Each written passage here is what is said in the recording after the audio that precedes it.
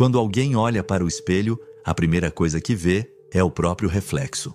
E quem se volta para si mesmo corre o risco de encarar algo que talvez prefira evitar, um confronto direto consigo. O espelho não adula, ele reflete fielmente aquilo que está diante dele e o rosto que muitas vezes escondemos do mundo, coberto por uma persona, uma máscara social.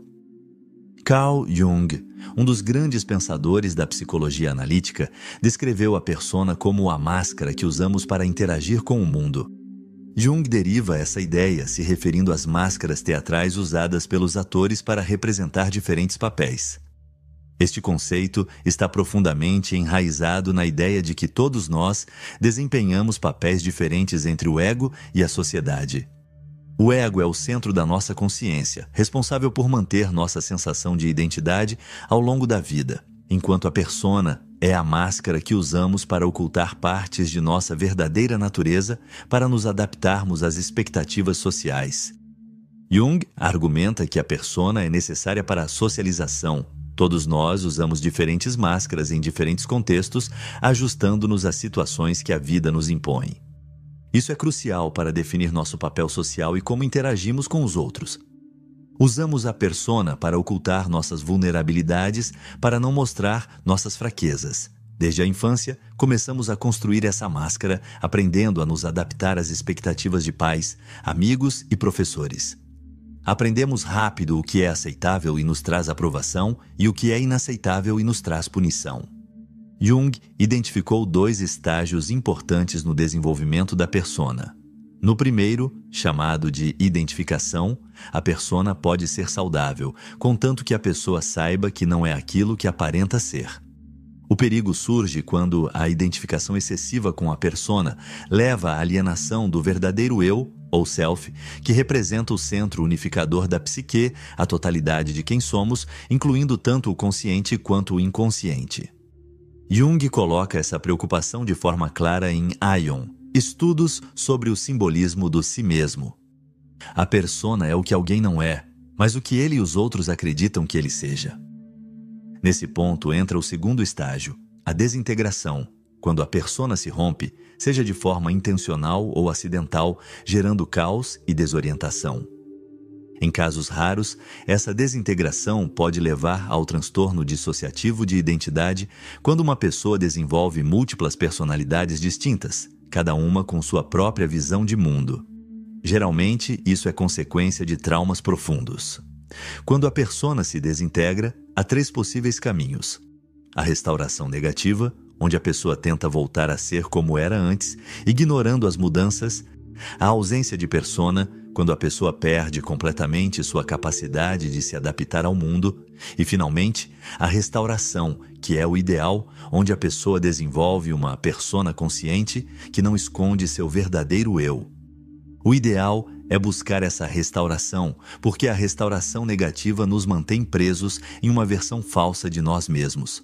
Enquanto viver sem uma persona é quase impossível, além de indesejável, pois precisamos de algum nível de adaptação ao mundo externo e ao nosso mundo interno. Agora vamos focar nos perigos de esconder quem realmente somos. Uma das consequências mais notáveis da criação da persona é o surgimento do que Jung chamou de sombra. A sombra representa os aspectos reprimidos da personalidade, aqueles que são incompatíveis com a persona e, portanto, são excluídos da consciência. Muitas vezes acabamos reprimindo partes de nós mesmos que consideramos inaceitáveis. Por exemplo, alguém pode aprender que ser assertivo é rude e acaba se tornando excessivamente passivo, prejudicando suas relações pessoais e profissionais. Ou pode ser o oposto, uma pessoa que é sempre muito agradável por odiar conflitos, mas acaba sendo explorada.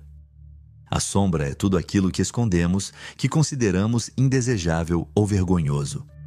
O lado obscuro da nossa personalidade, que pode nos dominar em momentos de estresse ou explosões emocionais. Um ponto importante aqui é que quanto mais rígida e perfeccionista for a persona, maior e mais ameaçadora será a sombra. Ao criarmos uma persona excessivamente pura ou moralmente superior, tendemos a suprimir impulsos ou desejos que não se encaixam nessa imagem idealizada, empurrando-os para o inconsciente. Esse conflito interno pode levar a um grande desequilíbrio psicológico.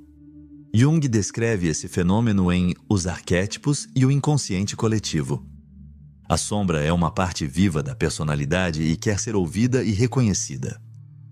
Para Jung, lidar com a sombra é uma tarefa para a vida toda. É parte de um processo de autoconhecimento que nos ajuda a recuperar aspectos bons da nossa psique que estão adormecidos e nos torna mais honestos sobre quem somos, tanto em nossas virtudes quanto em nossas falhas.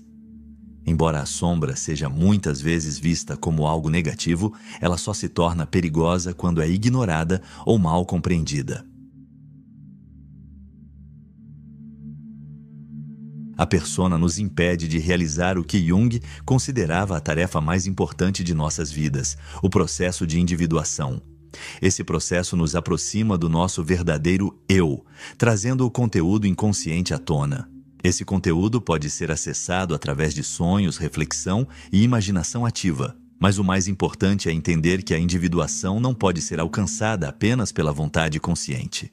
O eu, no sentido junguiano, é a totalidade da personalidade muito além do ego e seu objetivo é a integração de todos os aspectos da psique.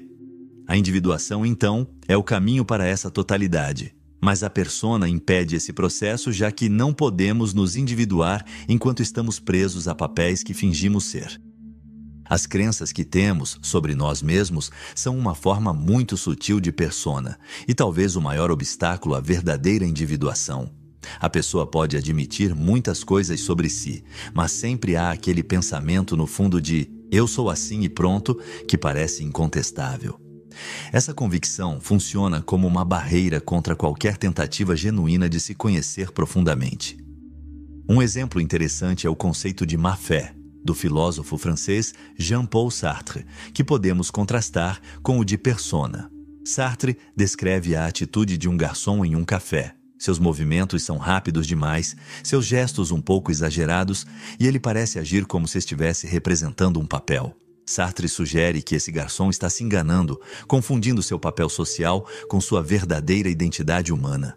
A persona do garçom se tornou equivalente à sua própria existência. Se um dia ele perder o interesse no trabalho ou for demitido, sua persona desmorona e ele se vê diante de um vazio existencial, encarando o eu que ainda não desenvolveu. Para Jung, sem uma base sólida na realidade, corremos o risco de cair sob o poder das imagens primordiais, perdendo nosso senso de identidade. Ele escreve que o objetivo da individuação é despir o eu das camadas falsas da persona e, ao mesmo tempo, escapar da influência esmagadora dos arquétipos, que são formas herdadas do inconsciente coletivo. Esses arquétipos, ou imagens primordiais, são padrões de comportamento e experiências que todos compartilhamos em algum nível. Para entender isso, precisamos mergulhar no modelo psíquico de Jung. O eu é dividido entre o consciente e o inconsciente, sendo que o inconsciente é composto por duas partes: o inconsciente pessoal, que reúne nossas experiências individuais esquecidas ou reprimidas, e o inconsciente coletivo, que carrega os arquétipos herdados. Além da persona, que pertence à consciência e atua como mediadora entre o ego e a sociedade, ela também faz parte do inconsciente coletivo, sendo às vezes chamada de arquétipo social ou arquétipo de conformidade. É justamente por representar um pedaço do inconsciente coletivo que cometemos o erro de acreditar que a persona é totalmente individual. Mas, como o próprio nome sugere, ela é apenas uma máscara, uma representação superficial da psique coletiva. Quando analisamos a persona, desmascaramos essa ilusão e percebemos que aquilo que pensávamos ser único e pessoal é, na verdade, parte de algo muito maior e impessoal. Ou seja, a persona é apenas uma fachada para o inconsciente coletivo. C.S. Lewis, em sua obra Cartas de um Diabo a seu Aprendiz, faz uma observação semelhante sobre o auto-engano que pode surgir quando o indivíduo se identifica com um papel ou imagem pública. Ele escreve, através da voz de Screwtape, o demônio mentor, sobre como pequenas mentiras e omissões podem, ao longo do tempo, criar uma desconexão entre o que a pessoa realmente é e o que ela aparenta ser. A melhor maneira de manter uma alma longe de Deus é fazer com que ela gradualmente acredite que a máscara que usa é sua verdadeira face. Esse tipo de desconexão pode gerar um vazio interno, pois a pessoa se afasta cada vez mais de suas verdadeiras emoções, necessidades e desejos, substituindo-os por um comportamento ditado pelas expectativas externas. No mundo moderno, a questão da persona se torna ainda mais relevante, especialmente com o advento das redes sociais. A internet permite que as pessoas criem versões cuidadosamente curadas de si mesmas, muitas vezes projetando uma imagem idealizada que não corresponde à realidade. A persona digital pode ser ainda mais distorcida do que a persona tradicional, já que os meios digitais permitem um controle quase total sobre a maneira como somos percebidos.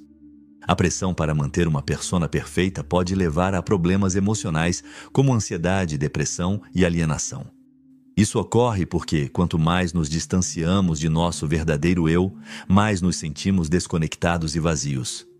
Jung nos adverte sobre os perigos de viver em função da persona em seu livro Memórias, Sonhos e Reflexões. Nada é mais patético do que aquele que vive somente para sua persona, sem jamais chegar a conhecer o self.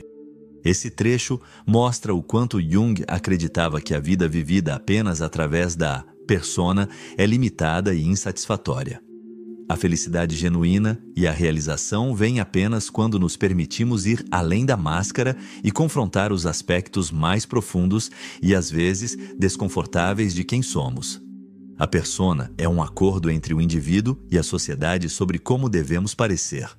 E, embora isso não deva ser desprezado, o desenvolvimento de nossa individualidade não pode acontecer apenas por meio de nossos relacionamentos sociais.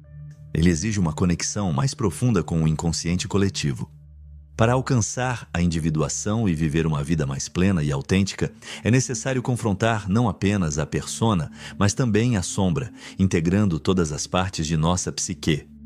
A jornada para a realização pessoal é uma jornada para além da máscara, uma viagem em direção ao self, que é a verdadeira essência de quem somos. O objetivo não é abandonar completamente a persona, mas sim usá-la de forma flexível, sem nos identificar cegamente com ela. Então, qual é o caminho a seguir? O primeiro passo é a conscientização. Jung enfatiza a importância de reconhecer a persona e os papéis que desempenhamos na vida.